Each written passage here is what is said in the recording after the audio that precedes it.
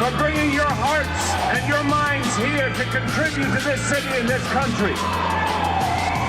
As leaders, we should be saying thank you. We should be creating a society that welcomes and respects all.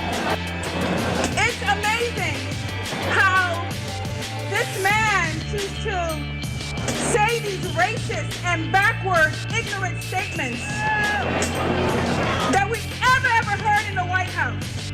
It's ridiculous. And especially around the anniversary of a historical tragedy that happened in Haiti over 8 years ago, where 300 of thousands of people who died.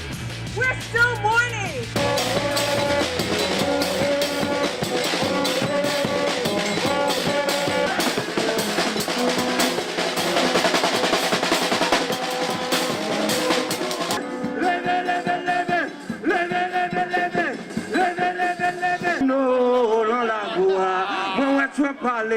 Moi qui t'ai parlé,